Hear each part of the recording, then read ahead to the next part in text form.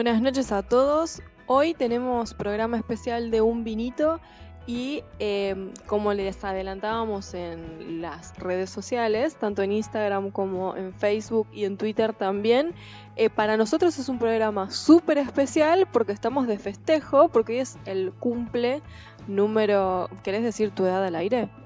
33. Número 33 de nuestro técnico y co-conductor, de Sebastián. ¿Quieres decir una palabra por tu cumple? No mucho. Bueno, por ahí empezar ya contando lo que tenemos hoy para el programa. Lamentablemente tenemos muchas malas noticias. Con respecto a... ¿Pero esto no es un programa de festejo por tu cumpleaños?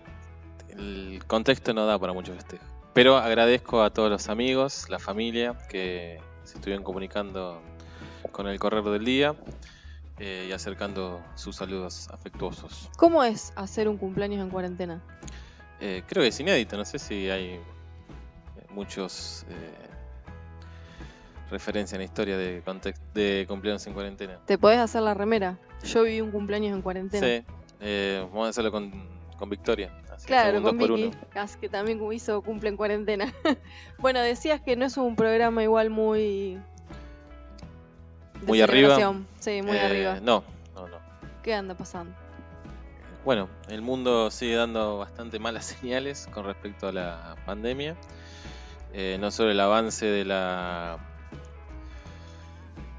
justamente de la enfermedad, sino también cuestiones políticas que van sucediendo y que tampoco son demasiado alentadoras. Bueno, así que hoy vamos a tener noticias internacionales sobre el avance del COVID-19 y qué decisiones se están tomando los países en relación a la pandemia.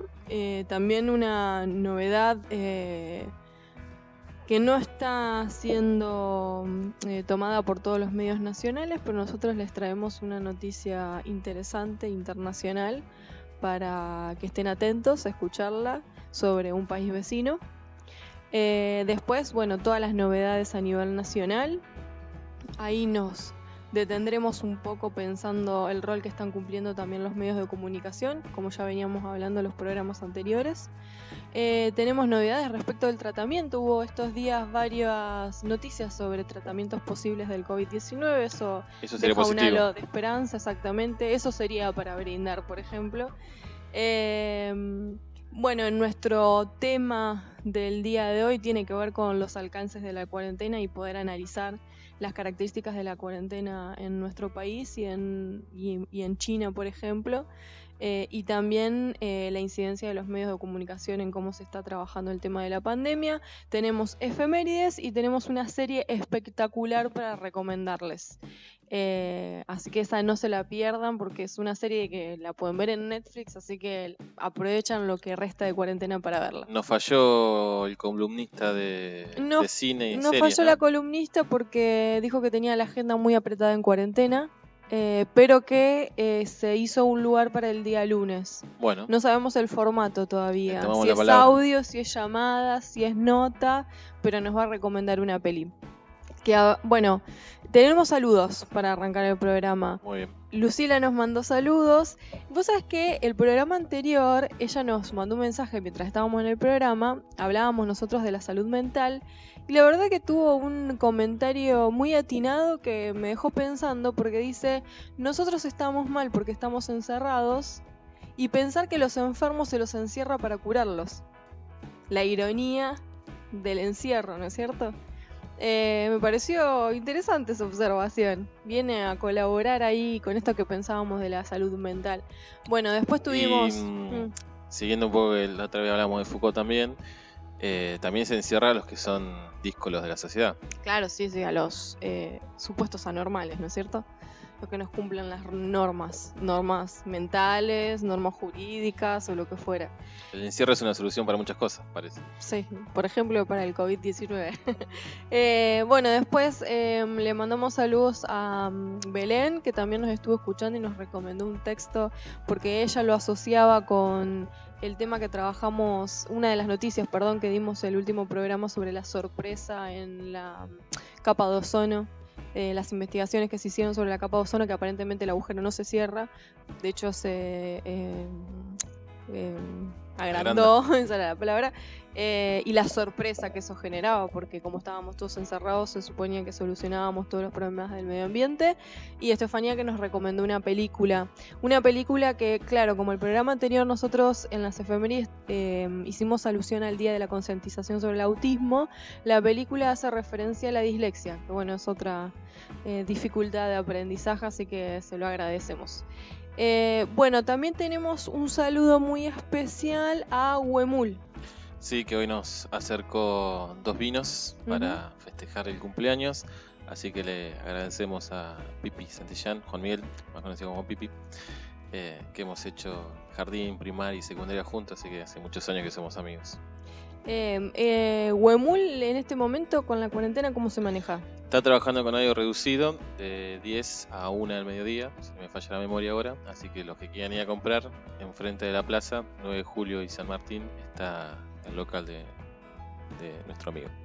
Después, otro amigo que le mandamos un saludo a Fernando, a Mali, a los niñes que hace un rato saludaban a Sebastián por el cumpleaños, nos dijo, son el programa que tiene más especiales que programas habituales, ordinarios, así que batimos un récord también. Otra excepcionalidad dentro de la excepcionalidad que estamos viviendo. Exactamente. Y uno de los temas, ejes del programa, es lo que sucedió jueves y viernes, sobre todo con el cobro de los jubilados y las largas colas que se generaron en los bancos, y también el oportunismo político que se generó a raíz de eso. Que justo habíamos estado charlando de estas personas que están aprovechando para tratar de reconstruir lo que han perdido. Y bueno, se ragan las vestiduras ahora por los jubilados que tienen que ir a cobrar y por las colas que tienen que hacer, el tiempo que tienen que esperar, que eso es cierto, y el gobierno se equivocó y hubo error de planificación, pero que esta gente que le echaba gas pimienta y balas de goma ahora esté pidiendo por la salud y el bienestar de los jubilados, la verdad que es un nivel de caradurez total. Bueno, así que sobre eso vamos a estar conversando en el día de hoy y dándonos lugar para pensar más allá de los datos duros de la pandemia, además de ir festejando el cumpleaños, así que recibimos saludos por cualquiera de nuestras redes. ¿Hacemos una breve pausa para arrancar después con el primer tema? ¿Querías recordar las redes? ¿No? Nos pueden contactar por Facebook en Eustaquio Un Vinito, Instagram Un Vinito Radio 20 o Twitter @Un Vinito Radio. Muy bien. Así que vamos a escuchar ahora 5 estrellas de Ataque 77. Varias canciones que vamos a escuchar hoy tienen que ver con mi adolescencia, así que el cumpleaños me puso un poco nostálgico. Bárbaro, nos vemos después de la canción.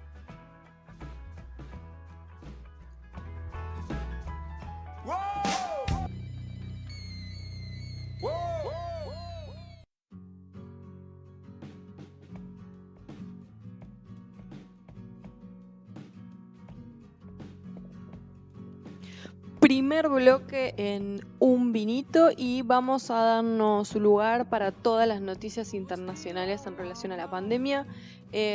Hay noticias de mucha seriedad y hay otras noticias que son bastantes datos de color. ¿Por dónde tenés ganas de empezar? Por las series. Así después Por relajamos. las series, así después relajamos. Como es tu cumple, Manejo. Sí, es a disposición, señor.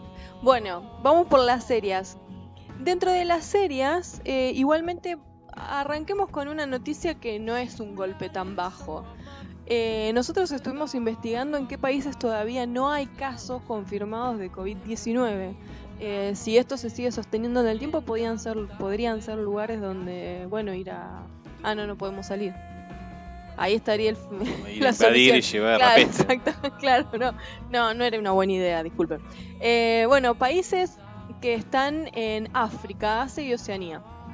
Corea del Norte, Yemen, Comoras, Kiribati, todos los que saben de geografía, ¿no es cierto? Los que están escuchando se nos acuerdan todos. Lesoto, Malawi, Islas Marshall, Micronesia, Nauru, Palau, Samoa, Santo Tomé y Príncipe, Islas Salomón, Sudán del Sur, Tayikistán, Tonga, Turkmenistán, Tuvalu y Vanuatu. Hay países que yo no sabía que existían. Me extraña, profesor. Sí, pero de historia no de geografía. Ah, bueno.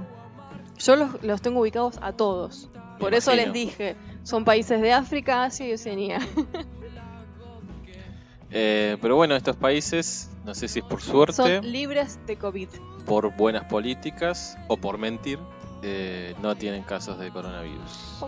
Quizá no tengan circulación de muchos de turistas en demasía y no haya habido tantos contagios, ¿no? El caso de Corea del Norte me parece que es el más significativo, además porque sé dónde está ubicado geográficamente, que tiene frontera con China.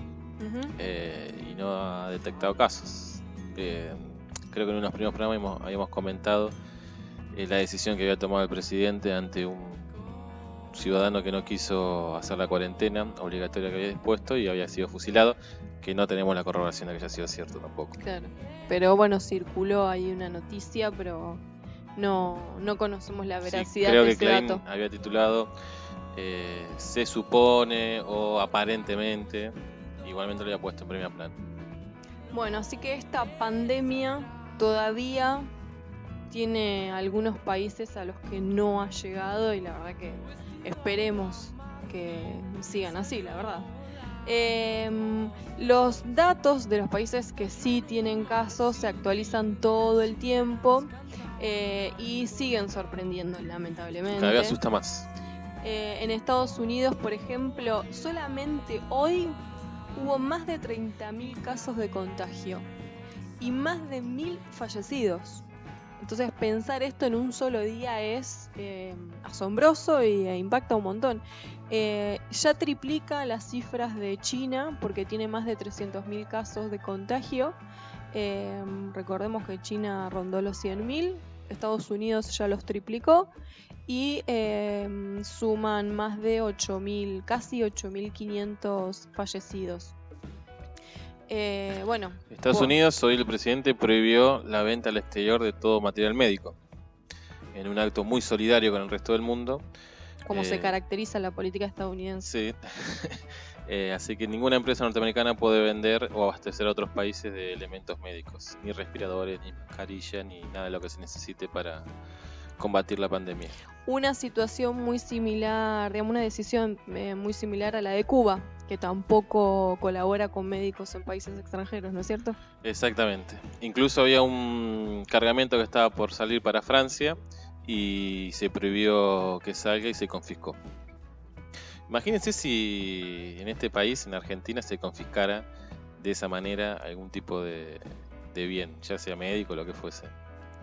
Imaginen, ¿no? El revuelo que se armaría y las acusaciones al gobierno autoritario, fascista, sí. Cualquier cosa podrían decir. Sí. Bueno, para pensar, porque después cuando hablemos del oportunismo político, sí, si aventuramos podría ser tranquilamente un posicionamiento ante una situación así.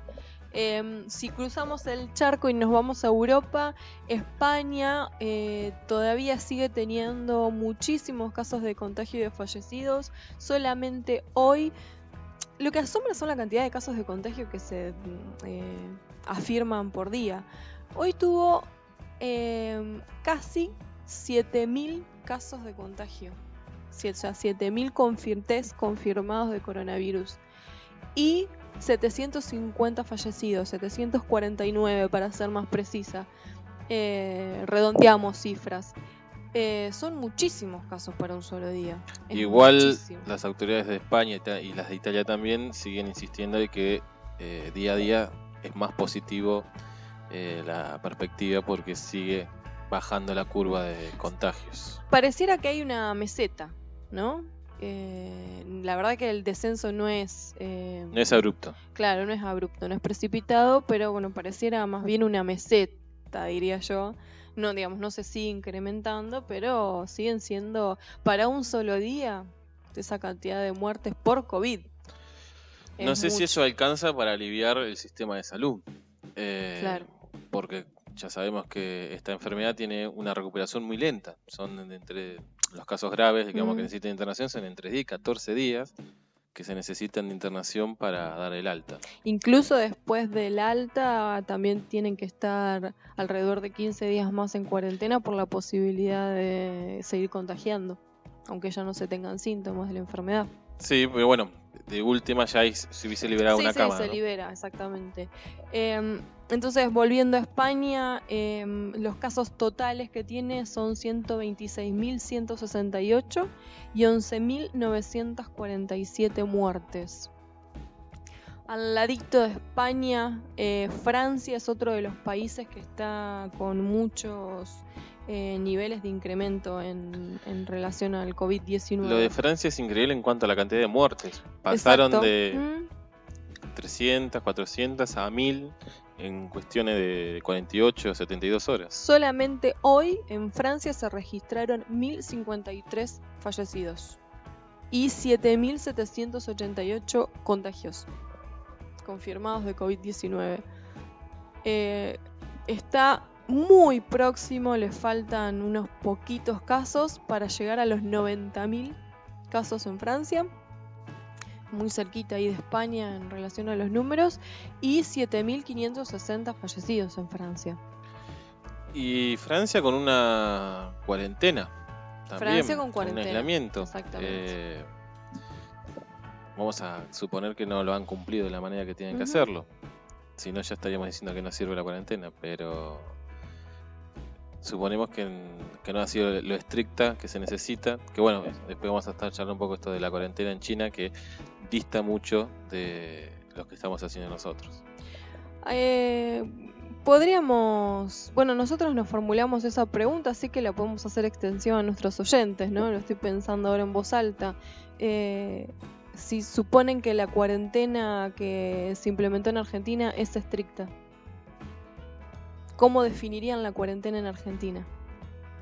Recibimos sus mensajes, nos queda este bloque, otro bloque más por delante, hasta llegar a conversar de la cuarentena. Tienen tiempo para comunicarse con nosotros y darnos su opinión, a ver qué es lo que suponen, si esta cuarentena implementada de esta manera en Argentina, en comparación con otros países, la definirían como estricta o si la definirían de otra manera, ¿no? Si nos llamara Pablo Rocca, diría que es excesiva. Claro, bueno, por eso, una de las opiniones posibles podría ser que es excesiva, algún otro dirá que es insuficiente, algún otro dirá que es estricta. Bueno, escuchamos sus opiniones y charlamos después, más adelante en el programa. Hablábamos recién de Francia, país vecino también de Francia. Acá lo tengo que se me está yendo en el mapa, Alemania. En Alemania hoy, en comparación, es muchísimo menor que lo que venimos conversando de Francia y España. En Alemania hoy hubo 4.933 casos de COVID-19 confirmados y 169 fallecidos. Sigue teniendo una tasa de mortalidad baja. La tasa de mortalidad es baja, porque igualmente los casos de contagio son muchos, porque tienen 96.092 casos. Eso sí está en el orden de Europa, ¿no? Claro, ronda los 100.000 casi, sí, no, ahí no hay mucho distanciamiento con el resto de los países europeos. Sí, se distingue del resto por la cantidad de fallecidos que tiene, que es relativamente menor en el resto de los países. Si nos vamos a Italia, por ejemplo, hoy solamente Italia me asombra porque es uno de los primeros países que empezamos a conocer de la cantidad de contagios y sigue teniendo muchos contagios diarios. Contagios diarios se entiende que confirmados de COVID-19, enfermos confirmados de COVID-19. Hoy tuvo 4.805. Y fallecidos también son elevados, aunque no tan elevados como días anteriores que ha registrado Italia, 681. Es alto igualmente, más allá de lo positivo que pueda ser la cifra, porque pareciera entonces entrar una meseta y empezar a descender, pero sigue sorprendiendo, para un solo día es alto. Bueno, España volvió a prolongar la cuarentena hasta el 23 de abril. Sí, España prolongó lo que ellos llaman el estado de emergencia. Exactamente. Bueno, nos venimos para América del Sur y tenemos en Argentina hoy hace muy poquito, hará 1 hora y 20 minutos, se conocieron los datos del día de hoy. Hubo 98 casos confirmados y un fallecido, lo que ya hace una suma de 1.451 casos de contagio en Argentina y 43 fallecidos hasta el momento. En Brasil, hoy hubo 82 fallecidos. En total de contagios es 10.360. También Brasil va sumando contagios diarios, confirmados diarios de COVID-19 bastante elevados, porque son de a 1000. A diferencia de Argentina, que vamos como sumando a 100, hay una diferencia. Ecuador y Brasil son los más comprometidos en Sudamérica. Ecuador, justamente, hoy tuvo 97 casos confirmados, pero 27 fallecidos.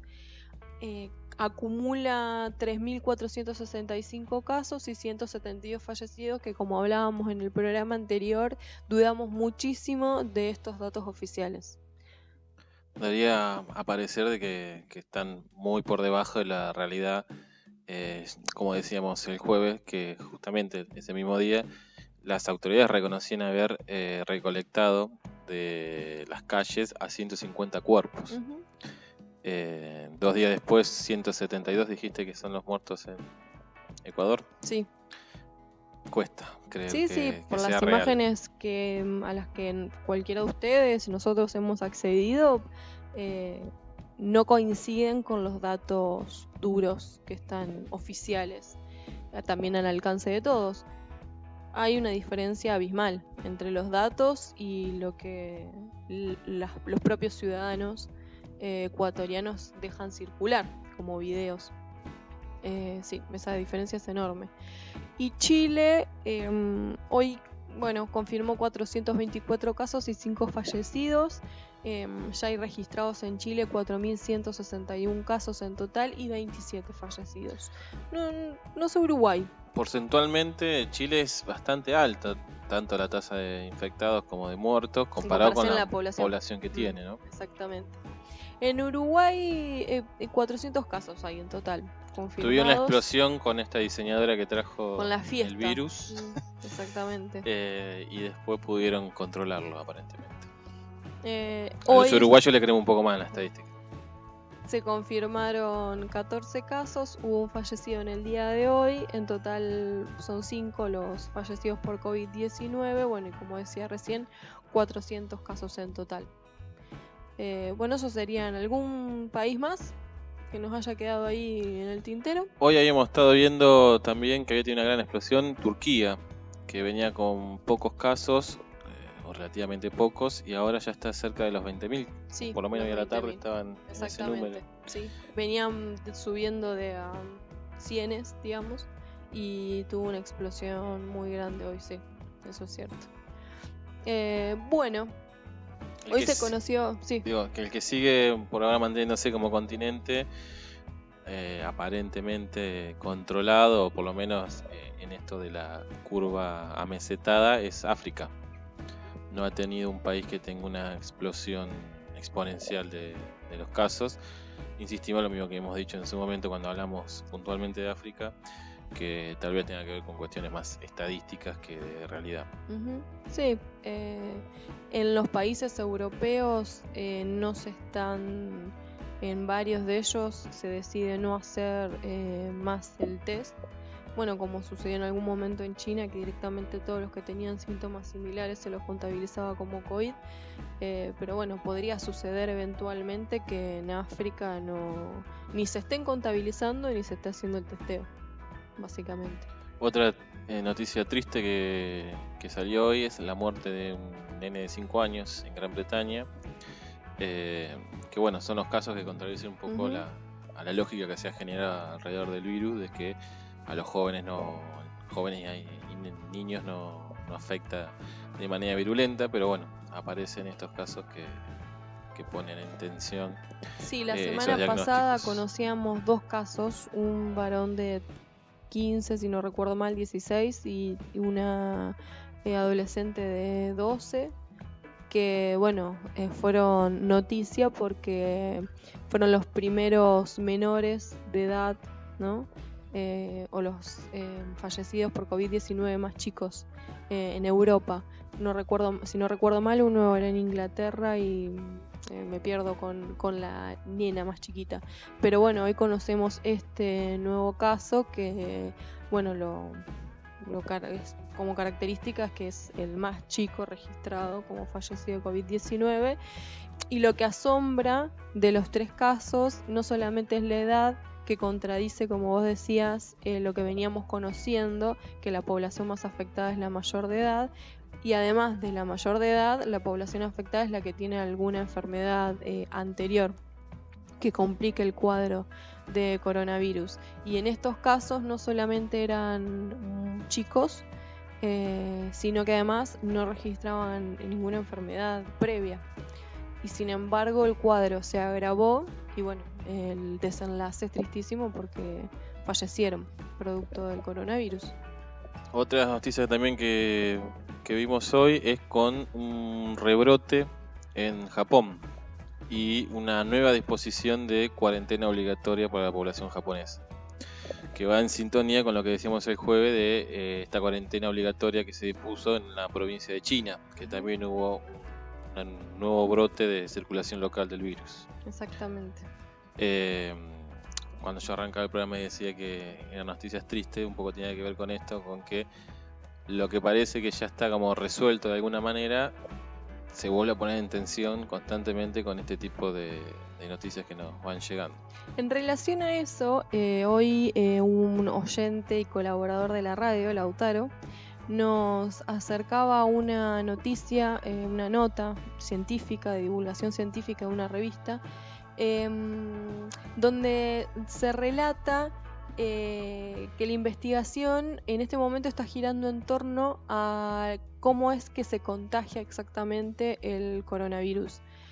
Se cree, o se creía mejor dicho, que las características de las emisiones respiratorias es por gota, pero en este momento se está investigando la posibilidad de que no sea la gota, que entonces necesitamos una distancia, como decimos ahora, de 1 metro, 2 metros para evitar el contagio, sino que en realidad las emisiones respiratorias, no serían gotas, sino como un spray. Por lo tanto es mucho más liviano y de mayor alcance. Por lo tanto el contagio sería bastante más estar a 2 metros no alcanza para no contagiarse. Exactamente, la distancia tendría que ser mayor. Y a raíz de eso, es decir, lo que sería es que el contagio se provocaría como una nube o un aerosol. Esas emisiones respiratorias en realidad tendrían esas características y no de gota.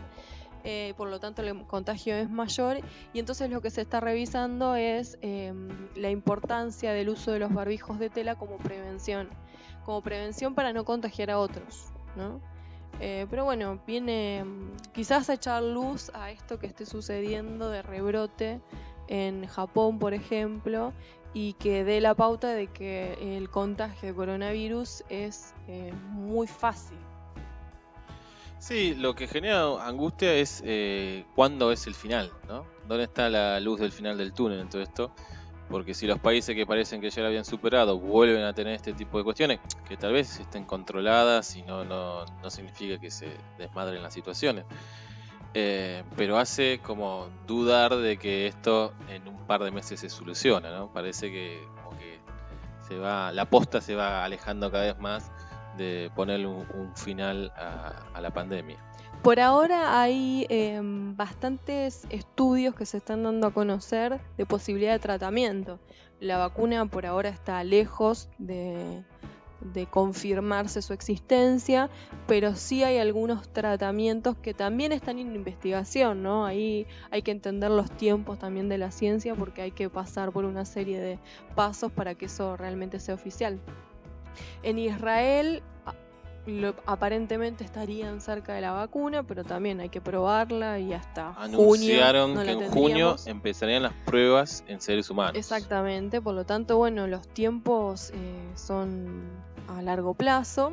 Y otra de las noticias que se conoció a nivel internacional es en Australia la posibilidad del éxito de un fármaco antiparasitario que es el ivermectina, que bueno, lo que generaría es que no se llegue a los casos graves o agudos. Funcionaría para los primeros momentos de la enfermedad. Claro, sí, y como tratamiento, no estamos hablando acá de de vacuna, sino como un tratamiento. Una vez que ya estás enfermo. Exactamente. Después, en el bloque que viene, cuando nos situemos a nivel nacional, también vamos a charlar de 2 tratamientos posibles que en Argentina se dieron a conocer. De hecho, uno de ellos ya está a disposición del Estado Nacional. El equipo de científicos se puso a disposición del Estado Nacional para llevar adelante los pasos que falten, pero bueno, lo comentamos en el próximo bloque, porque en este bloque que tenemos ganas de centrarnos a nivel internacional, nos quedan muchas noticias. Una de ellas es la que hoy les adelantábamos, de la noticia internacional que los medios de tirada habitual con los que uno tiene acceso no están levantando. De hecho, nosotros registramos los medios antes de empezar el programa y no se han hecho eco de esta noticia, que es un golpe de estado en Brasil. De hecho, nos llega la noticia por un conocido que tenemos que se sospecha que es un comando iraní, cubano, venezolano que maneja ese tipo de información. Bueno, hoy les decíamos quédense porque tenemos una noticia internacional que nos está dando a conocer en todos lados, y es justamente esta. Sería un golpe de estado en la medida que hay un mandatario militar que se hace cargo del gobierno brasilero. Esto lo dio a conocer Horacio Berbisky en el Destape Radio. Entonces situamos la fuente para darle veracidad a la noticia. Ustedes, si quieren, pueden ingresar a la página web de El Destape. Allí van a encontrar el audio de Horacio Berbisky dando a conocer esta noticia en vivo al programa. Y ahí lo que se da a conocer es que la decisión del ejército brasileño es dejar sin poder efectivo a Jair Bolsonaro y ponerlo como presidente operacional a un militar, que en este caso es Walter Braga Neto. Mantendré una forma constitucional o institucional, claro, para que la foto siga apareciendo Bolsonaro, pero ya no tomaría ningún tipo de decisión en cuanto a medidas de Estado. Claro, decisiones importantes Bolsonaro no va a tomar. Sería una especie de corrimiento de las decisiones de Estado importantes en relación a la pandemia, que no las tomaría Jair Bolsonaro, sino militar. Y esto responde también a distintos eventos que van sucediendo en Brasil con desbordes sociales, que no están tampoco siendo mostrados en los medios de comunicación. Esta noticia no tiene carácter oficial todavía. Sí se dio a conocer porque el mandatario militar brasileño se comunicó con un oficial argentino.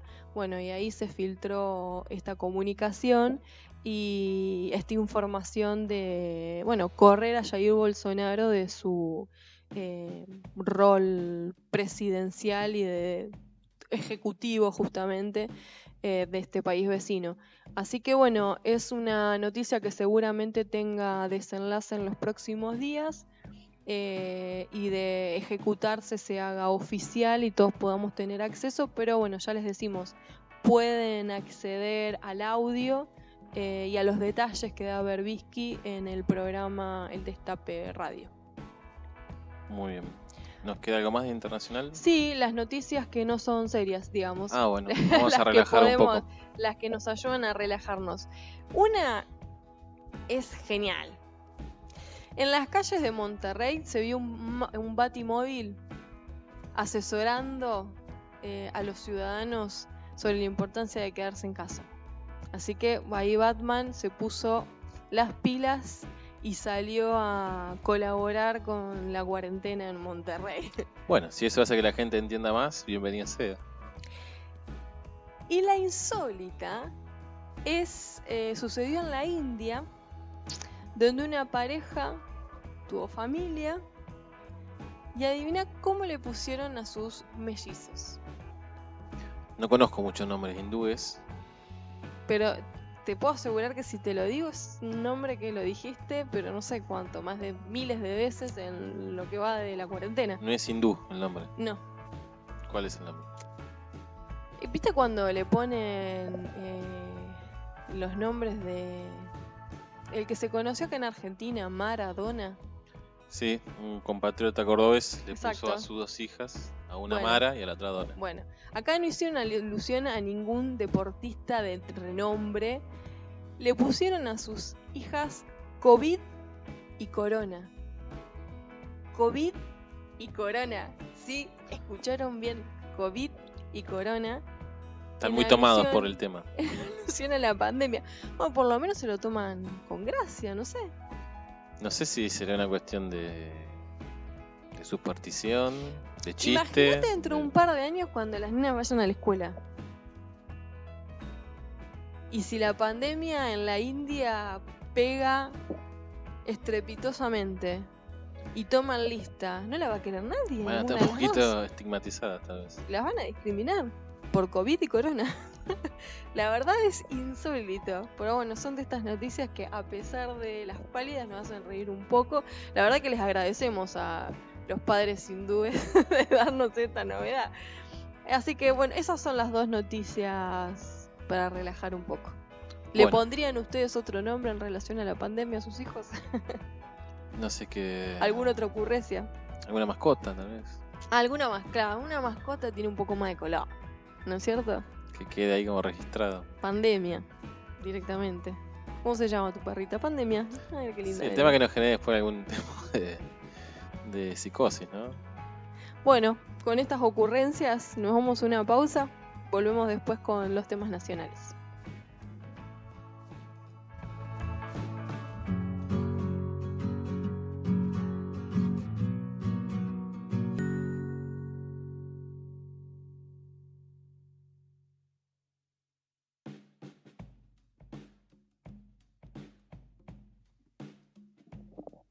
Segundo bloque en un vinito y como adelantábamos hoy, en este bloque nos dedicamos a las novedades nacionales en relación a la pandemia. Repetimos las cifras de hoy. Las cifras de hoy son 98 nuevos casos y 1 fallecidos. En total en Argentina se registran 1.541 infectados en todo el país y 43 muertos. Y bueno, y se está organizando el país. Hace un ratito recibía la noticia de que en Mercedes están solicitando la colaboración de estudiantes de enfermería sería, y estudiantes de medicina avanzados para el Hospital Blas Dubarry. Así que bueno, las localidades se están organizando para esperar el pico de la pandemia. Nos estaban informando acá un oyente que en Suipacha tenemos una perrita que ya se llama Alberta Pandemia. Así que lo que estábamos diciendo en el bloque anterior ya está sucediendo. Mirá vos. Así que la podemos sacar.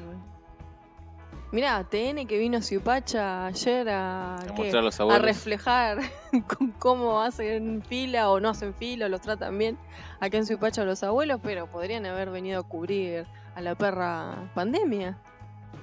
Así que bueno. Es un muy buen nombre entonces, Pandemia, para un animal, ¿viste? Seguramente surjan varias mascotas e hijes que se llamen Pandemia, Corona o COVID. Sí, algún tipo de nombre relacionado con lo que estamos viviendo. Bueno, gracias al oyente por esa información que nos hace pensar la posibilidad de otros nombres. Si se les ocurren otros en relación a la pandemia, aunque no conozcan que sean reales, bienvenidos sean.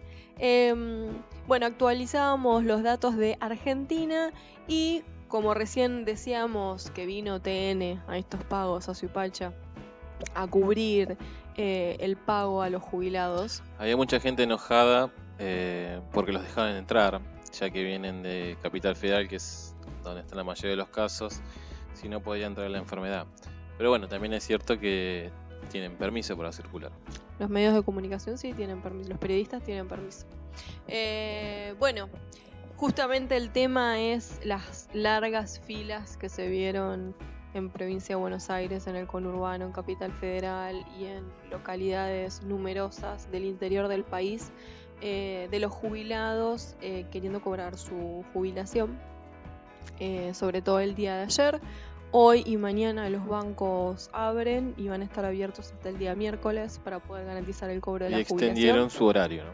y extendieron el horario. Además de organizar los pagos a través de los números de documentos. Exactamente. Bueno, se encontraron con un primer día sin organización. Digamos, esto es Ahí indudable. está el error que hablamos al inicio del programa.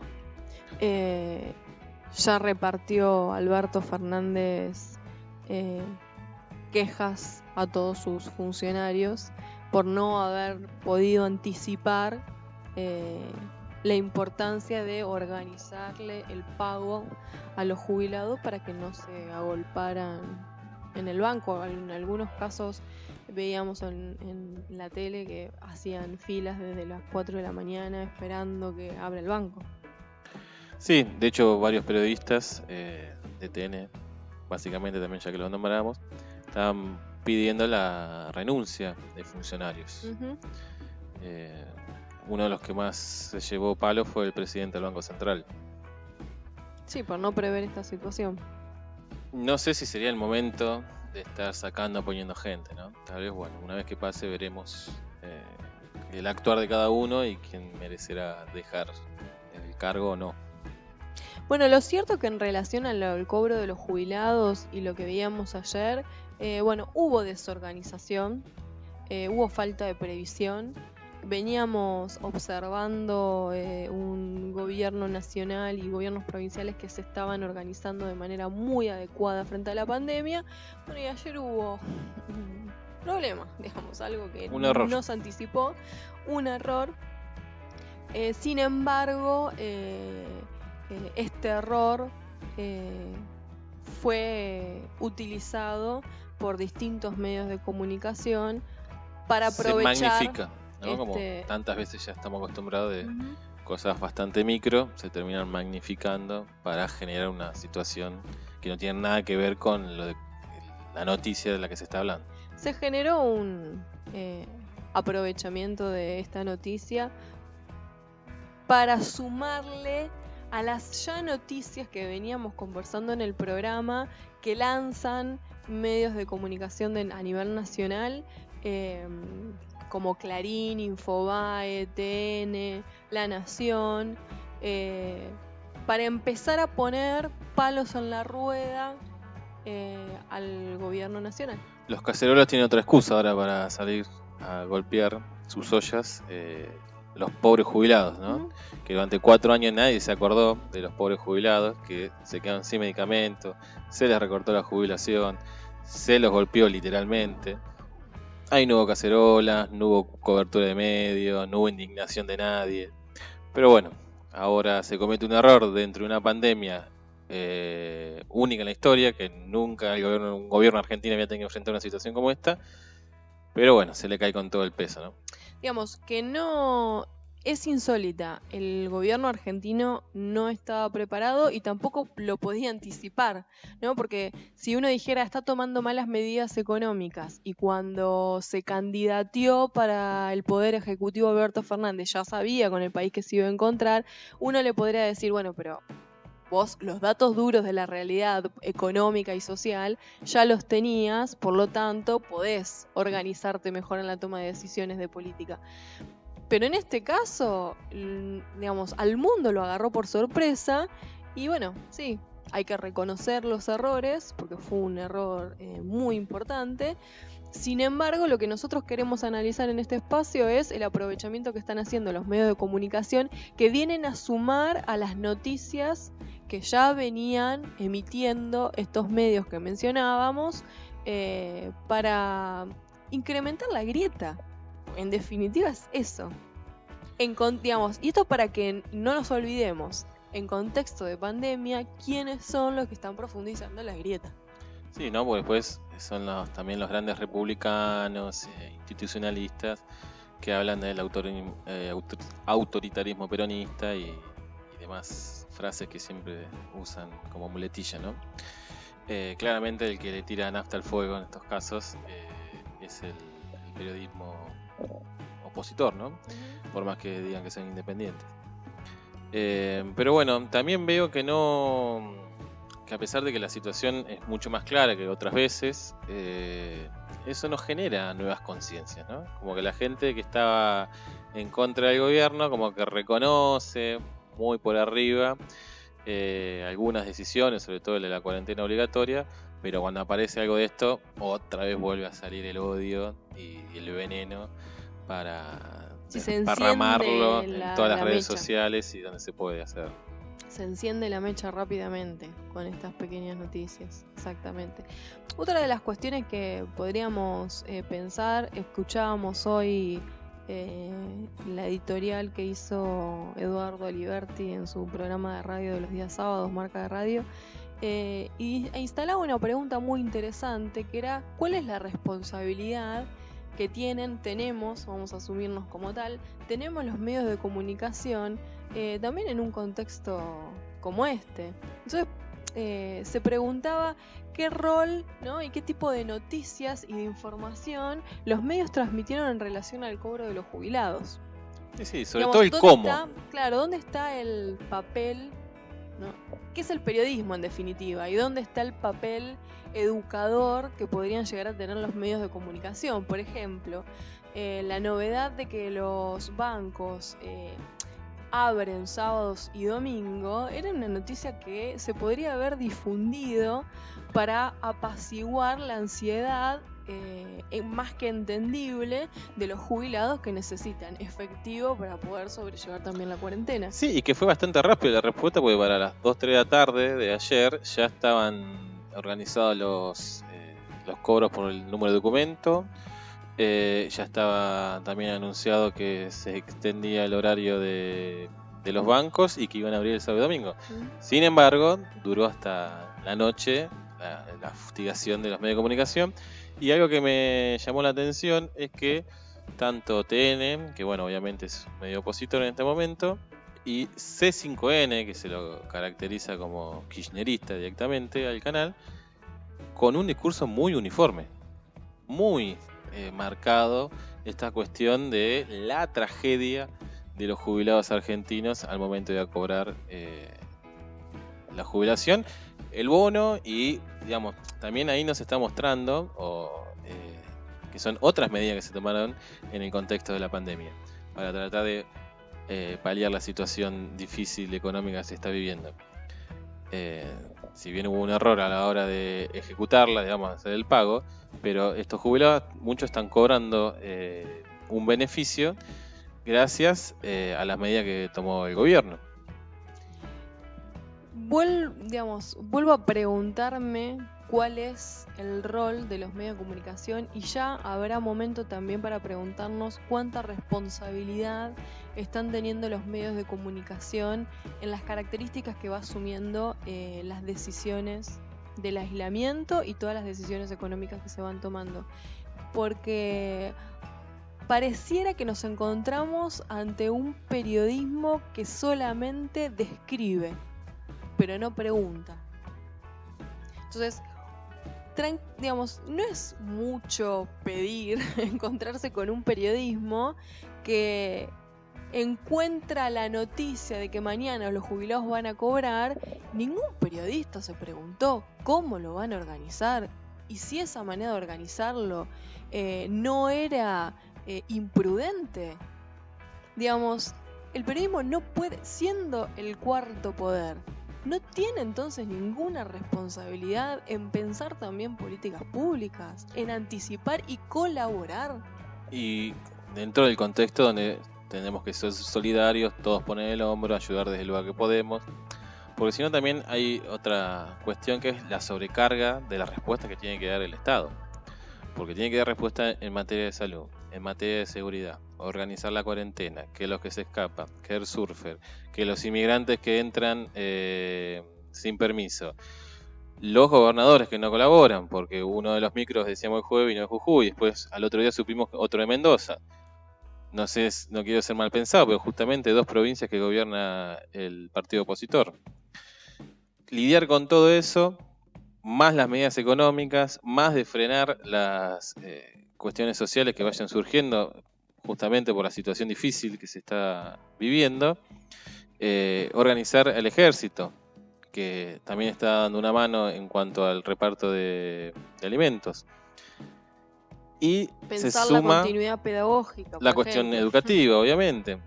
y se suma la cuestión del cobro de los mismos beneficios que da el Estado. Es como demasiado. Obviamente que hubo funcionarios que no cumplieron o no tuvieron la brillantez que tenían que tener en ese momento y cometieron un error. Pero también, ¿cuánto de nosotros podemos poner? Porque veíamos la cantidad de jubilados, podríamos decir jubilados jóvenes, no jubilados de más de 80 años, que se jubilaron recientemente y seguramente estaban en un trabajo con una tarjeta de débito. Y sin embargo, no tramitaron la tarjeta de débito de su jubilación. Eso hizo también que se sobrecargue la demanda de los bancos, ¿no?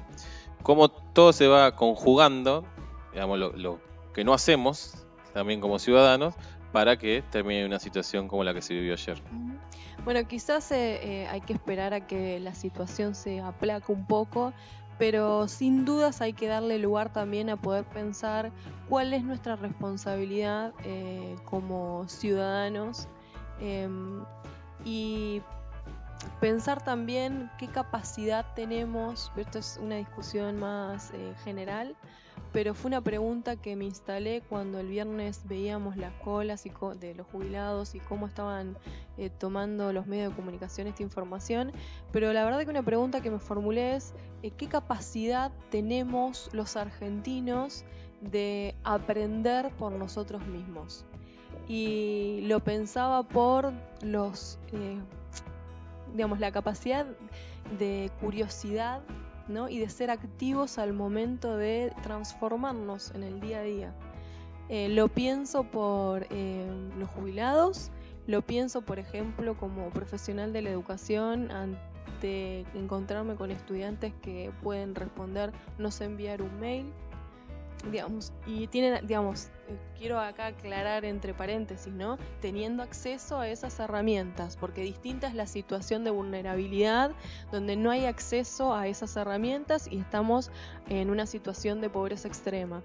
Pero pensando a esos ciudadanos que tenemos acceso a esas herramientas y sin embargo estamos en una actitud de demasiada pasividad. Pero bueno, eso quizás hay que esperar a que todo se aplaque, se apacigüe, pasen estos momentos y darnos la oportunidad de pensar qué actitud tenemos frente a nosotros mismos y frente al aprendizaje, frente a la realidad, sin ir más lejos, ¿no? Y esa misma pregunta, trasladarla, que ojalá que no suceda, pero si la situación empeorara, ¿no? Donde el Estado no diera abasto y realmente no habría respuesta en un montón de cuestiones y donde ahí sí habría que resolver solamente desde el lugar de cada uno. ¿Cómo se va a hacer? Si no somos capaces de tramitarnos una tarjeta, de planificar mejor cuándo ir o cuándo no ir, mantener una distancia en una fila. Hay un montón de cuestiones que tienen que ver también con la persona, más allá de los errores que se cometen o que se cometieron, que dejan el interrogante en el caso de que esto empeore. Siempre cuando uno hace análisis de fenómenos sociales, sería un error incurrir en que hay un solo responsable. Indudablemente los funcionarios se equivocaron, la pifiaron, no pudieron predecir la situación, pero bueno, llegará el momento de pensar también la cuota de responsabilidad que tienen los medios de comunicación y también la cuota de responsabilidad que tenemos todos nosotros como ciudadanos de un Estado. Bueno, un poco lo hablamos el jueves cuando damos la lamentable noticia de la muerte del abuelo de este chico en Moreno, que había venido de Estados Unidos y no había respetado la cuarentena, ¿no? Ahí tenemos un caso justamente de responsabilidad ciudadana y que bueno, que hasta dónde también le podemos echar la culpa al Estado, ¿no? No es comparable en cuanto a responsabilidad estatal porque acá sí hubo un error, pero bueno, ¿qué hacemos nosotros como ciudadanos para aportar a esta situación excepcional que estamos viviendo? Sí, o sugerimos, construimos, pensamos juntos o esperamos pasivamente que el Padre Estado nos resuelva todo. Básicamente esa sería la cuestión. Incluso pensarlo para transformar el propio Estado en el cual vivimos, ¿no? No es para aceptarlo pasivamente, ni mucho menos, todo lo contrario. Y no es para criticar al Estado, porque creo que ha quedado más que clara la posición del programa con respecto al Estado. Sin embargo, una ciudadanía emancipada, ¿sí?, en cosas cotidianas va a ser mucho más provechoso para lograr esa emancipación estatal que tanto nos gustaría poder ver. Bueno, lo vamos a dejar en suspenso este tema y seguramente lo vamos a seguir retomando porque es un tema para sacarle jugo, para nosotros mismos ir pensando este tema que no está cerrado. Estamos compartiendo con ustedes lo que pensamos al respecto y que seguramente vamos a ir transformando ese pensamiento. Eso es lo rico de pensar. Y también, bueno, conocer sus opiniones al respecto y juntos construir miradas distintas y poder alejarnos también de lo que nos atosigan todo el tiempo los medios. Queríamos contar en este bloque también qué tratamientos se están dando a conocer en Argentina. Hay dos posibilidades. Son los vagos del CONICET, que no merecían tener becas ni presupuesto. Exactamente. Bueno, en algún punto es qué pasaría, ¿no? Si los investigadores, a pesar de su condición de trabajo, tuvieran pasividad. ¿No? Pero bueno, vamos a los nichos de resistencia. A descansar un poco en ese tema. Una de esas novedades que hay sobre posibles tratamientos tiene que ver con un tratamiento que ya se aplicó en la década del 50 con una enfermedad que se conoció como enfermedad propia de los trabajadores rurales. Se conoció en ese momento como mal de los rastrojos, que provocó miles de muertos desde 1955 incluso hasta hoy, que es la conocida, lo que luego se denominó fiebre hemorrágica argentina. Pero bueno, se la conoce popularmente con los rastrojos de maíz, por eso está asociada con los trabajadores del campo. Que la transmiten los roedores, ¿no? Exactamente. En ese momento, digamos, la manera que se instaló para curar la fiebre amarilla, para tratar la fiebre hemorrágica, la fiebre hemorrágica argentina, fue hacer una prueba. Se probó y ahora se está intentando volver a hacerlo con el coronavirus. Lo que no está confirmado es el rigor científico en el coronavirus, pero sí se confirmó con la fiebre hemorrágica argentina. Es un posible tratamiento. Está, exactamente, para probarse. Que es con el uso de plasma. Ya habíamos hablado de una prueba similar en otros países. En España se estaba intentando hacer lo mismo, de hacer una transfusión de plasma de enfermos curados de coronavirus, que seguramente o supuestamente, porque tampoco está a ciencia cierta si puede haber o no reinfección, tener anticuerpos, ya no haber transitado la enfermedad, haberse curado, el cuerpo genera anticuerpos. Ese plasma, supuestamente el plasma tiene una gran cantidad de esos anticuerpos y se inyectan a los enfermos de coronavirus, pero no había tampoco demasiado resultado, o por lo menos hasta ahora no han confirmado. No, está en fase de investigación. También está en fase de investigación una técnica de tratamiento denominada superinfección. Daniel Katzman es el científico que está a cargo del grupo, que se puso a disposición del Estado Nacional para empezar a hacer pruebas en pacientes.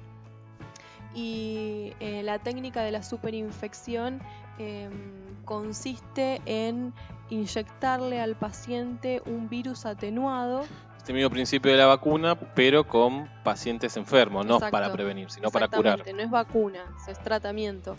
Entonces se le inyecta al paciente un virus atenuado y eso hace que el paciente produzca interferón de muy alta calidad y por lo tanto ese interferón puede luchar, digamos, con el coronavirus que tiene en el cuerpo. Esa es la droga que había descubierto el infectólogo francés, que se estaba probando también en el Hospital Posadas. Claro. Dentro de este programa en el que entró Argentina de la Organización Mundial de la Salud.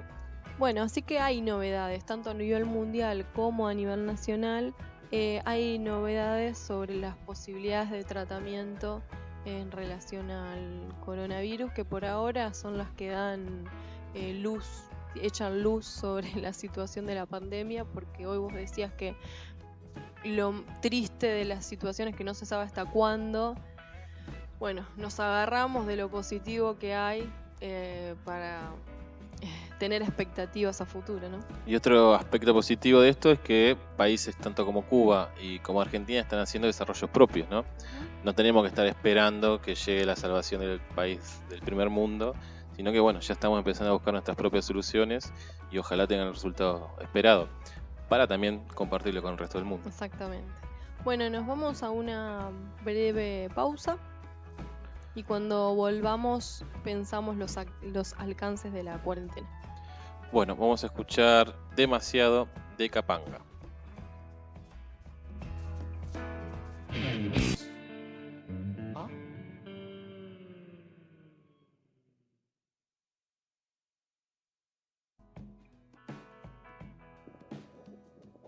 Bueno, volvemos de la pausa, bloque 3 de Un Vinito. Les recordamos que si quieren contactarse con nosotros lo pueden hacer por cualquiera de nuestras redes sociales. Lo pueden hacer en Facebook, allí nos encuentran como Eustaquio Un Vinito, en Instagram como Un Vinito Radio 20 o en Twitter @unvinitoradio. Tenemos la propuesta para nombres de mascota. Me encanta esa temática que surgió en este programa, me parece espectacular. Acá un oyente nos dice que a él le gustaría ponerle a una tortuga Wuhan. Ah, muy bueno, me gusta. Y después nos saludan desde Ecuador. Tenemos un compatriota, yo no tenía el dato, Bruno Escardela, nos está escuchando desde allá. Así que si nos quiere mandar algún comentario de cómo está viviendo la situación, que sabemos que es bastante delicada en ese país, estaría buenísimo. Y bueno, si no, nos estaremos tratando de contactar en la semana para que nos cuente un poco cómo se vive estando en ese lugar. Bueno, bárbaro, buenísimo las ideas de Wuhan, de las tortugas. Y un saludo también al oyente desde Ecuador, un abrazo grande. Bueno, en este tercer bloque también recibíamos comentarios de Susana, que le mando un saludo y nos da su opinión sobre lo que veníamos conversando de cómo los medios de comunicación trataron el tema de la situación de los jubilados, y dice que bueno, hubo medios de comunicación que hacía ya una semana que estaban tratando el tema y que advertían de la posibilidad de los riesgos. Piensa que el presidente actuó muy bien reconociendo el error de los funcionarios y que evidentemente no hubo previsión de aquellos responsables de organizarlo. Opiniones de nuestros oyentes, y le mandamos un saludo a Susana. En este tercer bloque nosotros le preguntábamos a ustedes cómo definirían la cuarentena, el aislamiento preventivo, social y obligatorio, así conocido en Argentina. Si la definirían como sumamente eficaz, como exagerada, como insuficiente. La verdad que yo creo que es un aislamiento suficiente, necesario, y la definiría como correcta. Es estricta la cuarentena en Argentina. Sí, hacíamos esta pregunta en comparación a la cuarentena en China, ¿no? Justo ayer estuvimos mirando unos documentales que nos recomendó Martín Carrizo, compañero y guía espiritual, sobre estos temas, y nos trajeron mucha sorpresa, por lo menos en mi caso, de el manejo de esta cuarentena. Ya algo habíamos adelantado, habíamos charlado sobre el estado policíaco digital que denunciaba o describía Byung-Chul Han en sus artículos que habían salido en los diarios de Europa. Pero bueno, ayer pudimos ver puesto en práctica, ¿no? Cómo se organizó la cuarentena y que se apoyó sobre una organización que ya tiene China por su carácter de país comunista, ¿no? Es una forma de organización que se dio tanto en lo que había en la antigua Unión Soviética como existe hoy en día en Cuba, de consejos vecinales, llamados Soviet en la Unión Soviética, donde atienden las necesidades barriales, ¿sí? Tanto en cuestiones de educación, salud, seguridad o las problemáticas que surjan en ese barrio. Bueno, Estos consejos barriales fueron los que estuvieron a cargo de hacer efectiva la cuarentena y eran los que daban permisos de circulación. Medían la temperatura de cada una de las personas que entraba y salía, dando aviso a las autoridades sanitarias si era necesario.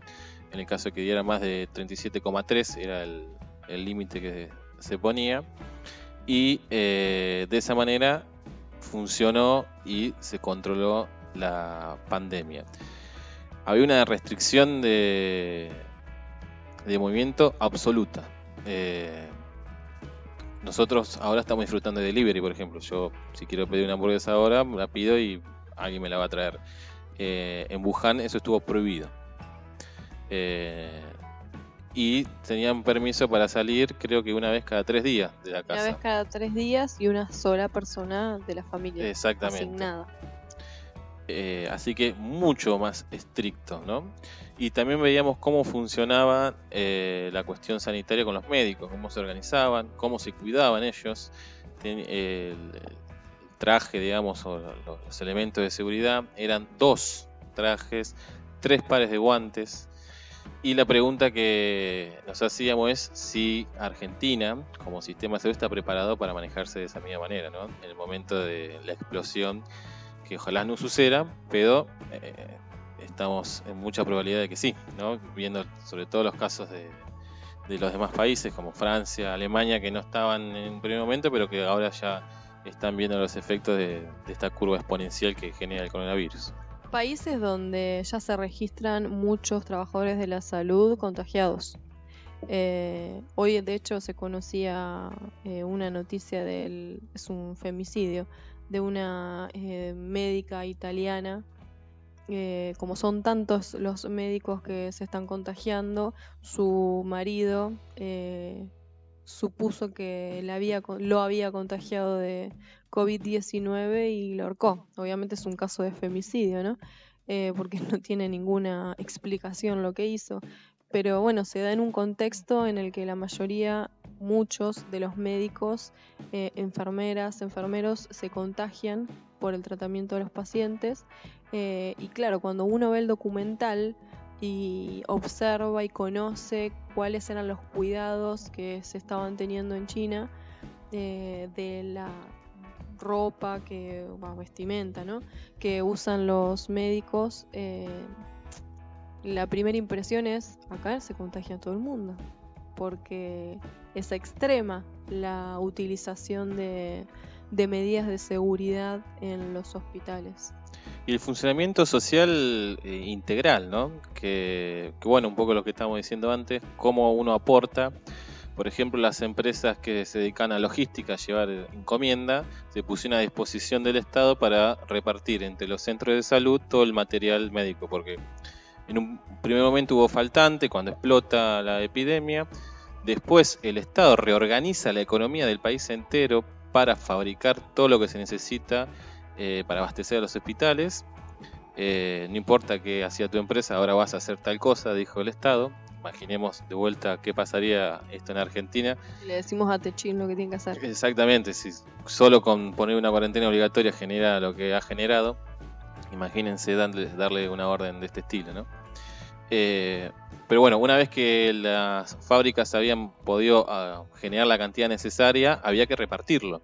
Y el Estado no daba abasto con sus canales tradicionales. Entonces, todas las empresas de logística de China se pusieron a disposición y sumaron y lograron repartir todos esos elementos sanitarios. Por eso vuelvo a la pregunta que nos hacíamos antes: ¿qué pasaría si esto empeora en nuestro país? Nosotros como sociedad, como ciudadanos, ¿cómo vamos a aportar para tratar de solucionar eso? Había un testimonio de una médica que se estaba alimentando después de terminar su turno y hacía chistes, y el periodista le preguntaba si tenía apetito y si le daban ganas de hacer chistes. Y bueno, ella hablaba de la importancia de tener energía, de comer bien para tener energías y poder trabajar mejor y asistir a los pacientes, como también la cuestión de la salud mental, que tanto habíamos hablado también, ¿no? Esta cuestión del humor hacía que ella también se sintiera mejor y pudiera dar mayor respuesta. Y ser consciente de la misión que estaban cumpliendo, ¿no? De ayudar al otro. No es una Hay cuestión un sentido solo... de comunidad que Exactamente. nosotros no vivimos, no vivenciamos, la verdad. Por lo menos no en mayoría. Ese sentido de comunidad ya es propio de la sociedad china y colaboró bastante en el manejo que tuvo el país de la pandemia. Bueno, y hablar de reconocimientos de errores, el presidente chino reconoció que en un primer momento las autoridades locales de Wuhan se equivocaron. De hecho, hubo un caso de censura sobre el primer médico que advirtió de que era un virus nuevo, que después lamentablemente murió por la enfermedad. Desplazó a todos los funcionarios del Partido Comunista de Wuhan, puso gente nueva y además hubo un cambio, ahí lo marcaron como antes y después en la lucha contra el coronavirus, que fue la forma de diagnosticar. No se estaba dando abasto de diagnosticar con los kits tradicionales, que es lo que tenemos acá y lo que se está haciendo en la mayor parte del mundo, sino que se pasó a un análisis clínico. Toda persona que tenía características de una enfermedad respiratoria era tratado como coronavirus. Que no solo por el tratamiento médico, sino por el aislamiento que tenía esa persona, y no solo esa persona, sino también los que viven en esa familia. Y las cuarentenas no eran las cuarentenas en las casas de cada uno si uno tenía síntomas. Si uno tenía síntomas, a pesar de que no estuviera grave, era trasladado a un centro de médico, de salud, ¿no? No es como en España o en Italia, de que para no colapsar el sistema de salud, los que pueden transitar en su casa como una gripe se quedan, ¿sí? Acá sí o sí, y tampoco había opción. No es que se podía decir, no, pero yo me siento bien, me quedo en mi casa. No. Si te resistía, iba la policía a buscarte por la fuerza. Bueno, toda esa cuestión del manejo de la pandemia, que tranquilamente podríamos opinar que es autoritaria, pero fue lo que facilitó o lo que permitió la solución, o por lo menos el control, ¿no? Ya hablábamos de algún rebrote que estaba teniendo China.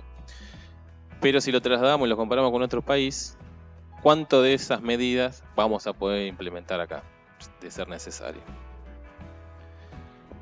Hoy recién decía, bueno, tiene China un sentido de comunidad que nosotros no. Habría que rastrear la idiosincrasia de la sociedad china y por qué tiene esa idea de comunidad. Pero bueno, ya en eso fallamos un montón en la medida que cuando se decretó el aislamiento social obligatorio veíamos la cantidad de detenidos que hubo por el incumplimiento o la injustificación de haber salido del hogar.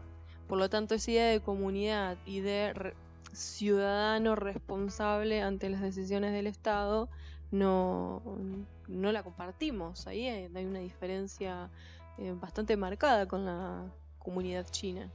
Sí, y en este caso el Estado chino no lo dejaba a conciencia de las personas. Si no sos responsable, el Estado te hacía ser responsable. Exactamente. Ya sea siguiéndote por GPS a través de tu celular o obligándote a internarte en un centro de salud. Y las decisiones eran tajantes.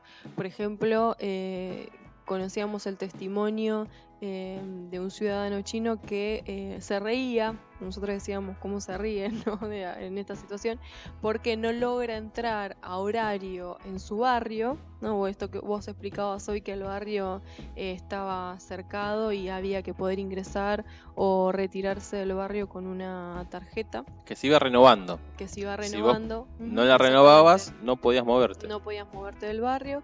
Y cuenta que un día, bueno, era Uber o taxista, y cuenta que un día llega tarde después del horario de cierre de las puertas del barrio y tuvo que dormir en el auto.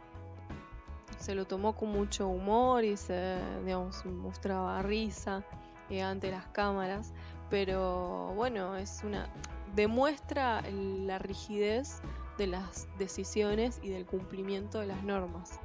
Sí, no hay opción a no cumplirlas. No hay flexibilidad, no hay excepcionalidad. en no cumplir las normas.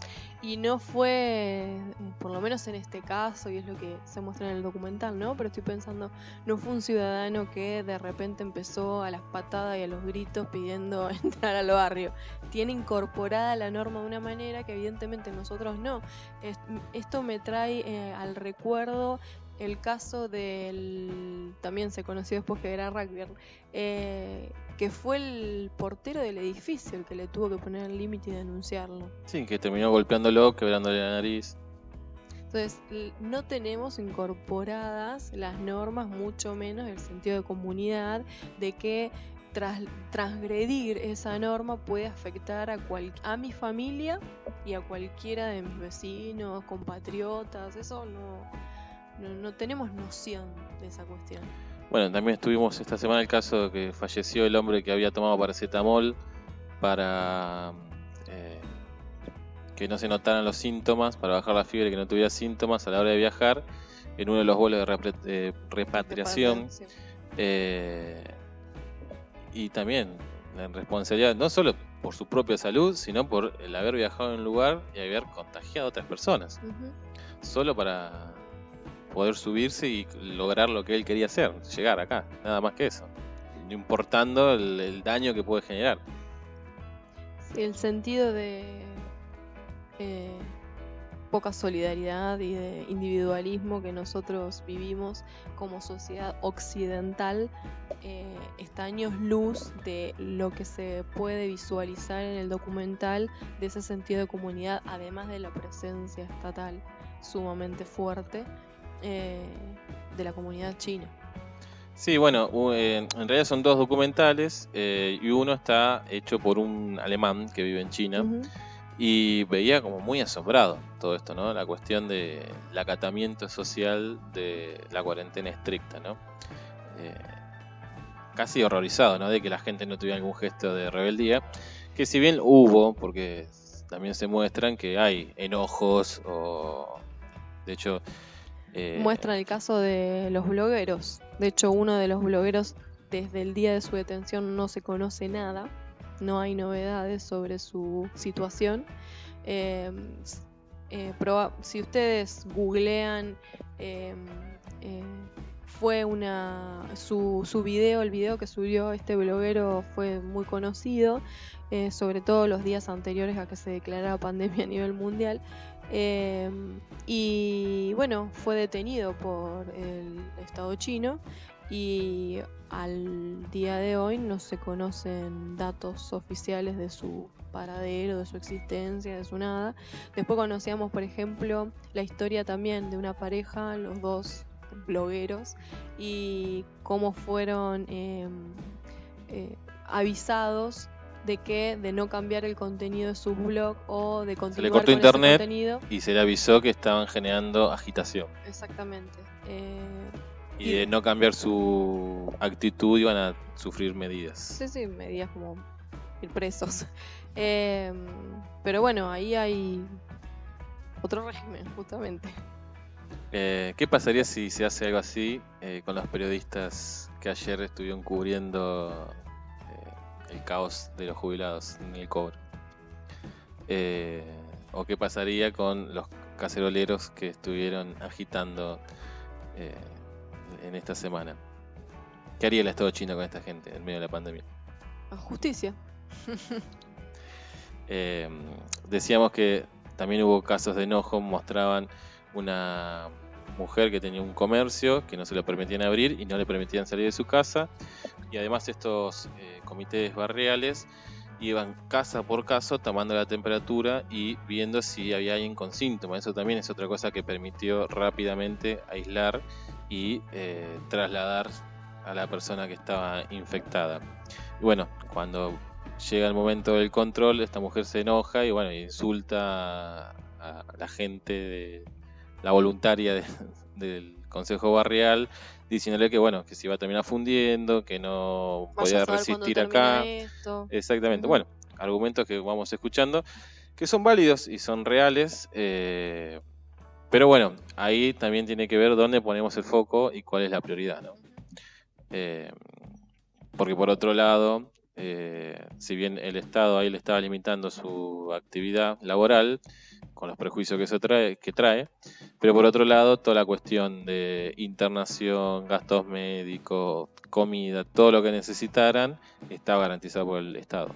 Una situación totalmente opuesta a la que vimos en Estados Unidos, también con el acceso a la salud de los ciudadanos estadounidenses. Sí. Porque lo vimos en otro documental. Cada persona que se enfermaba terminaba quebrando y terminaba en la calle. Sí, relataban las historias de homeless, se dice en Estados Unidos, de personas que viven en la calle y que eran personas que tenían un buen ingreso mensual, pero que ante problemas de salud, como la salud es absolutamente privada y carísima. Estaba el caso de una enfermera que sacamos la cuenta de lo que cobraba y cobraba casi como un diputado en Argentina. Y sin embargo no le alcanzaba para alquilar. No, bueno, por eso los problemas en cuanto a las viviendas y al acceso a la salud generan que muchísimas personas estén hoy viviendo en la calle. Eso es un foco infeccioso enorme porque no tienen ningún acceso a salud y a higiene. Y bueno, la diferencia, ¿no? En China el Estado brinda el espacio para los tratamientos frente al COVID-19 y en Estados Unidos es todo absolutamente pago y por situaciones de salud los ciudadanos estadounidenses se quedan sin nada. Bueno, está la muestra, las cifras, ¿no? Hablan solas de la cantidad de contagios y muertos que tiene Estados Unidos con lo que tuvo China, por más que Donald Trump diga que son mentiras y que ocultaron muertos, que tal vez sea cierto, que no sean fidedignas, digamos, las cifras del Estado chino, porque claramente no es un Estado perfecto, claramente es un Estado autoritario, no hay libertad de expresión ni de prensa, pero bueno, era un poco también traer la comparación con la cuarentena de Argentina, ya que esta semana habíamos tenido tantas voces que hablaban en contra de esta cuarentena, y no estamos hablando del pequeño comerciante, obviamente, no estamos hablando de esta gente que hablamos el jueves, ¿no? Los Pablos Roca, los Caputo, que lo único que quieren es garantizar sus márgenes de ganancia y no les interesa sus trabajadores, ni el pueblo argentino, ni nadie, solo su bolsillo. Si están interesados en acceder ustedes mismos a los documentales, uno de ellos se llama El bloqueo, un mes en Wuhan. Otro de los documentales de los que estuvimos conversando se llama El coronavirus en China, es de W Documental. Lo pueden googlear, está en YouTube, cualquiera de los dos documentales. Así que bueno, ustedes mismos pueden... son documentales de 20 minutos aproximadamente. Y muy accesibles en la forma que están filmados y contados. Sí. Pero bueno, sirve como para comparar situaciones y también avisorar cómo nosotros mismos vamos a manejar la situación en el momento de que llegue su pico, ¿no? Sí, y vuelvo a insistir sobre la idea, ¿no? Comparar esta cuestión de cuando hay críticas a las decisiones que toma el gobierno con respecto a la cuarentena, sobre todo a la extensión de esta cuarentena, como otros países, en este caso China, que puede demostrar que fue exitosa su forma de hacerlo, cómo maneja a las personas que se oponen a las decisiones que tomen, ¿no?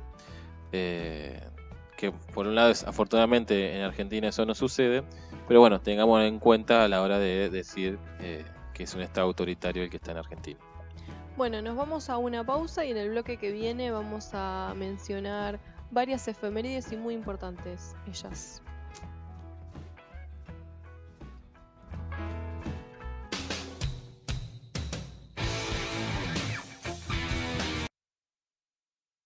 Volvemos de la pausa y tenemos en esta oportunidad todas las efemérides. ¿Qué es lo que sucedió un 4 de abril? Un 4 de abril de 1987 nacía en la ciudad de Mercedes Sebastián, ¿no es cierto? ¿Pasó algo más, además de eso? Eso es lo más importante, obviamente. Dije bien Mercedes, ¿no? Sí, en la vieja clínica Cruz Azul. Bueno, eso fue un hito que seguramente los libros de historia lo marcarán como fundamental en la historia. ¿Y por qué? ya lo dirán los libros de historia. Tengo una misión. Claro, está transcurriendo, dale tiempo a la historia, está transcurriendo. Hoy, hablando de cuestiones mesiánicas y metafísicas, nos pasaron el dato de una escuela de elfos que había generado tanta polémica. En Islandia está. Me queda un poco lejos, pero... Bueno, pero podés informarte sobre cómo está organizada y la trasladamos acá a Suipacha. Sí, podemos hacer alguna investigación élfica en Suipacha. Haces un anexo de la escuela de elfos acá en Suipacha. Capaz que encontramos alguna clase de elfo pampeano. Claro. Una unidad curricular, elfos pampeanos. Pues si me van a una cátedra después. Sí, vos vas a ser el profesor de la cátedra. Quizás ese es el camino. La misión, la vida. Exacto. Bueno, lo vamos a... El lunes les contamos qué investigaciones hicimos sobre la escuela de elfos. Porque bueno, vos querés ser un elfo, ¿no es cierto? Sí, es mi anhelo en la vida. Yo tengo un hermano que cuando era chico decía que le gustaba ser pajarito. No recuerdo mis otros hermanos, no voy a dar su nombre, porque quizás quiere que lo demos a conocer, pero uno de mis hermanos decía que quería ser pajarito cuando sea grande, o si fue en otra vida, sería pajarito mejor dicho. Y bueno, ¿Por vos el un hecho de elfo. volar? Supongo que sería por el hecho de volar, no, desconozco.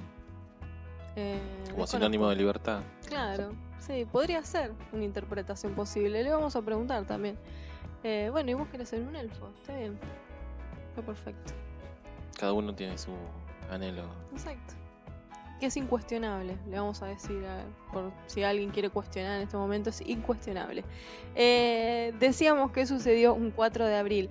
Además de cumplir años nuestro conductor, cumple años el actor que protagonizó Iron Man. Mirá cómo te lo pronuncio, Iron Man. Un superhéroe.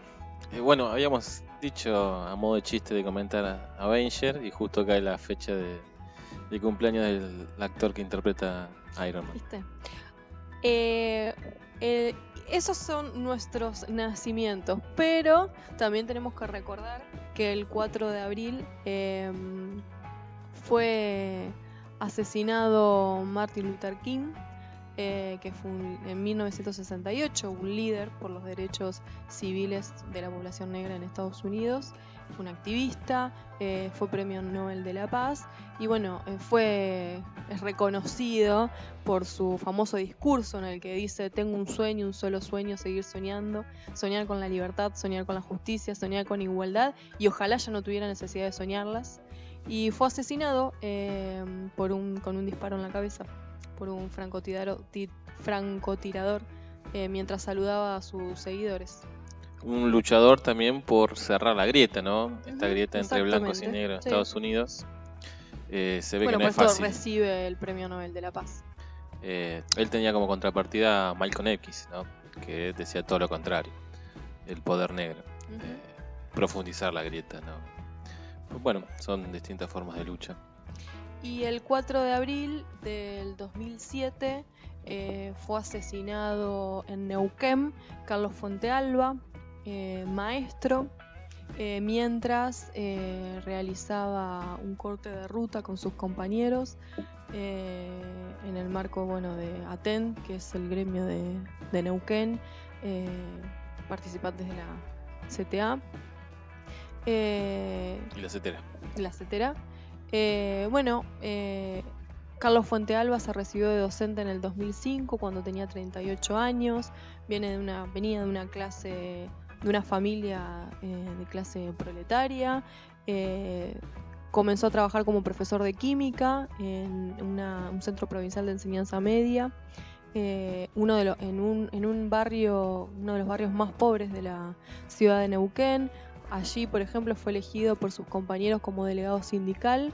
En el 2006 recibió el premio del Rey del Colegio como mejor profesor, una distinción que le otorgan los estudiantes a los profesores en esa escuela. Y bueno, y el 4 de abril del 2007, en el marco de una huelga, donde se exigen mejores condiciones salariales, fue asesinado. En ese momento el gobernador de la provincia de Neuquén era Jorge Sovich, que después fue candidato a presidente.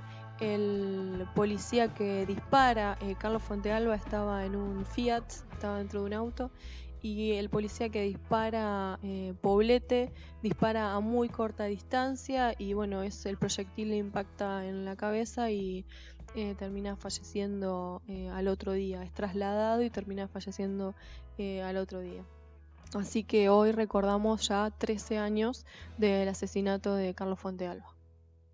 Que lo que sería el autor intelectual, la responsabilidad política, nunca fue juzgado. No, por eso seguimos exigiendo juicio y castigo a los responsables del asesinato de Carlos Fontealba. Bueno, estas serían nuestras efemérides de un 4 de abril. Sí, bueno, quería decir con respecto a Fontealba que otro capítulo más de las luchas obreras de la Patagonia, ¿no? Que el jueves hacíamos mención de que la familia de Marcos Peña había tenido gran protagonismo en lo que había sido la Patagonia rebelde, allá a principios del siglo XX, asesinando a más de 2.000 trabajadores que luchaban por un suelo digno y recortar la jornada. Tantos años después, nuevamente, en este caso un maestro vuelve a morir por las mismas consignas, mejores condiciones laborales. Las rutas de la Patagonia también vieron la lucha de Teresa Rodríguez, que varios años antes a Carlos Fontealba también fue asesinada en un corte de ruta. Hoy leía una entrevista que se le hacía a un periodista, a un fotógrafo que cubrió justamente ambos hechos y que el fotógrafo relata que pudo varios años después contactarse con la mujer de Carlos Fontealba y contarle todo lo que vio cuando lo asesinaron y cuando se armó todo el revuelo alrededor del auto, cuando se dan cuenta del disparo y todo el ensangrentado que estaba Carlos Fontealba, y que cuando se agolpan todos al auto, él relata que vienen los camiones hidrantes y empiezan a despejar con agua y que son los mismos periodistas, en este caso él como fotógrafo y un colega, los que le piden a las fuerzas de seguridad que paren con la represión porque se habían dado cuenta de la gravedad en la que estaba el compañero. Y bueno, inmediatamente al tiempo es trasladado al hospital, pocos días fallece, pero bueno, él tuvo que cubrir como fotógrafo las dos luchas en distintos momentos históricos y vivenció el asesinato de los dos docentes. Bueno. Cerramos las efemérides y ya que viene el programa bastante abajo, vamos a poner una cumbia para tratar de levantar.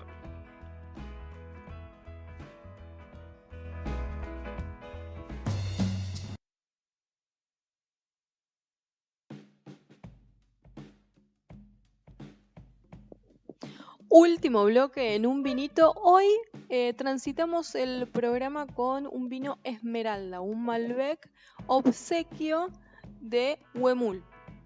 Le agradecemos nuevamente el obsequio a Huemul. Riquísimo el Malbec. Bueno, último bloque, les recomendamos una serie de Netflix llamada Si no te hubiese conocido. Una serie muy linda, muy interesante. Española. En la serie, si no te hubiese conocido, el protagonista, Eduardo, es un hombre de negocios de mediana edad, está felizmente casado con Elisa, su mujer, es padre de 2 hijos, pero ya en el primer capítulo vemos cómo su vida cobra un giro inesperado porque bueno, se genera en la familia una desgracia que provoca también que Eduardo cambie radicalmente su vida.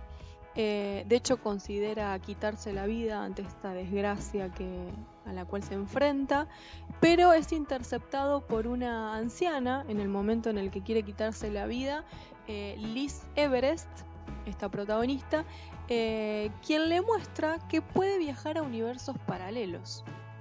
Y esto es lo interesante de la serie, la posibilidad de viajar a universos paralelos y cómo el protagonista capítulo a capítulo, intenta conocer distintos universos para ver la posibilidad de cambiarle la historia trágica que había vivido. Pero bueno, allí se encuentra con algunas novedades, porque por ejemplo se encuentra que en determinados universos paralelos es él, pero no es él al mismo tiempo. Entonces se ve a él, pero no se reconoce como tal.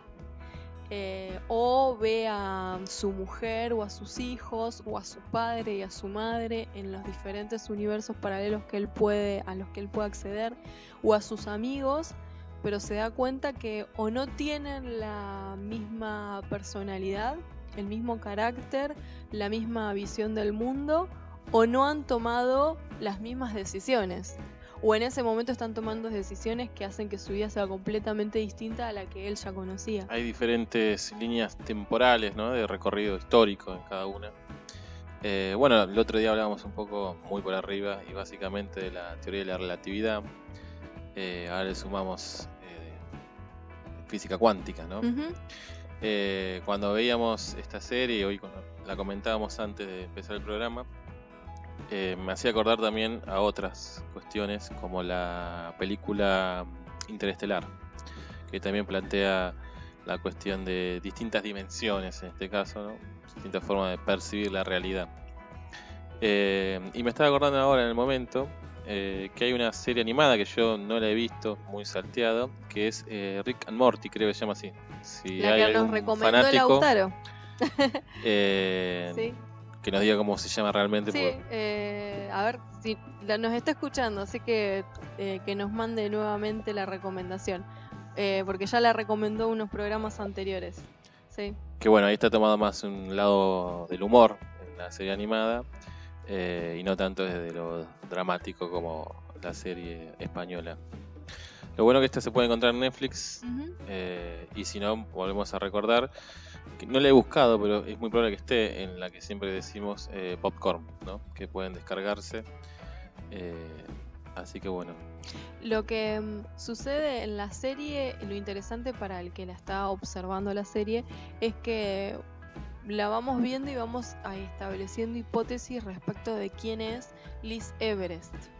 Y bueno, y justamente el final de la serie es el descubrimiento de Edward, este protagonista, de quién es esta anciana que lo salva del suicidio ante la tragedia que enfrentó. En ese universo. En ese universo lo salva, exactamente. Y descubre de quién se trata Liz Everest, quién es en realidad Liz Everest. Pero bueno, es interesante porque nos llama a la reflexión, porque yo miraba la serie y pensaba, no hay, digamos, Edward está obsesionado en algún punto por la tragedia que vivió, en la posibilidad de cambiar la historia. Y sin embargo, esto se le hace muy difícil, y pensaba en, justamente hablábamos programas anteriores de la película de la invasión extraterrestre, no me sale el nombre en este momento. La llegada. Que la protagonista descubre lo inevitable del tiempo y del futuro. Y en algún punto acá se da una reflexión filosófica similar a la cuestión del tiempo y nos hace preguntarnos si es posible, si existieran esos universos paralelos, cambiar la historia de otros universos en los que estamos transitando. Así que en relación al tiempo es una serie muy interesante para pensarnos a nosotros mismos y también pensarnos antes de tomar alguna decisión. Sí, tal vez la serie ahí deja como abierto la cuestión de tener como una especie de segunda oportunidad o poder volver a compartir algo con los seres queridos que ya no están. Uh-huh. Dentro de los pesimismos que hemos manejado desde el punto de vista filosófico, esto es mucho más optimista, y además de ser filosófico tiene una cuestión, una pata científica, digamos, que es la física cuántica. Que, bueno, seguramente muchos científicos dirán que no es ciencia, pero bueno, hay muchos desarrollos en ese campo, están empezando a haber muchos desarrollos. Al que le interese las ciencias duras podrá investigar. Acá nos decía el profesor Esteban Liera, que es fanático también aparentemente de la serie, se llama Rick y Morty. ¿Sí? Y Morty. Nos contestó ahí antes que el Auti. Decimos Perfecto. bien el nombre por si alguien lo quiere buscar. Creo que está en Netflix también. Sí, está en Netflix. Rick y Morty, ese es el nombre correcto. También en alguno de los capítulos se trabaja el tema del tiempo. Bueno, esta serie, si no te hubieses conocido, es del 2018 y se estaba viendo la posibilidad de que hay una sola temporada que tiene 10 capítulos. Es una serie corta y... Más para la cuarentena. Sí. Pero bueno, se estaba viendo la posibilidad de que Netflix sacara ahora en el 2020 la segunda temporada de Si no te hubiese conocido. Había tenido mucha repercusión por... Deja un final abierto la primera temporada, así que sería interesante una segunda. Sobre todo por lo novedoso dentro del arte, ¿no? De plantear este tipo de cuestiones. Y de la manera que lo plantean. Bueno, esa es nuestra recomendación de la semana, Si no te hubiese conocido. Si tienen alguna otra recomendación, bienvenido sea, porque es un espacio, todos los espacios los abrimos a los oyentes, pero en este se han enganchado más. Seguramente el lunes tengamos recomendación de algún oyente. Que se comprometa. La estamos comprometiendo al aire. Como lo hicimos con Micaela. Sí, seguramente tengamos la recomendación de un oyente el lunes, de Lucila, que alguna película nos va a recomendar. En realidad nos recomendó un montón, pero nosotros decimos, pero necesitamos que salgan al aire. Exacto, necesitamos escuchar tu voz porque esto es radio. Bueno, esperemos que la vean y cuando la vean nos hacen llegar sus comentarios de qué les pareció la serie. Para ahí se la devoran en un día, porque realmente es muy llevadera. Uno se va enamorando y enganchando con los diferentes personajes.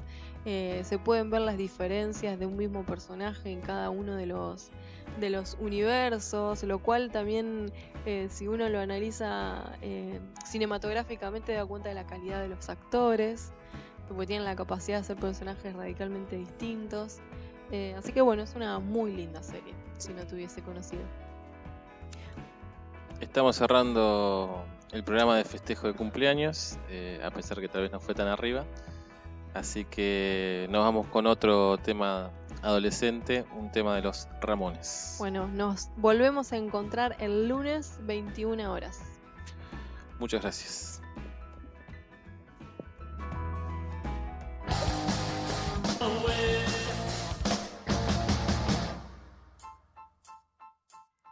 Los lunes a las 20 horas te esperamos con actualidad, noticias, cine, espectáculos. Un programa más que casero mientras compartimos un vinito y las ganas de hacer radio. Encontranos en Facebook como Eustaquio Un Vinito, en Instagram Un Vinito Radio 20 o en Twitter @Un Vinito Radio. Contale a amigues, novies, amantes, a familiares amades y odiades. Un vinito, el maridaje perfecto para empezar la semana.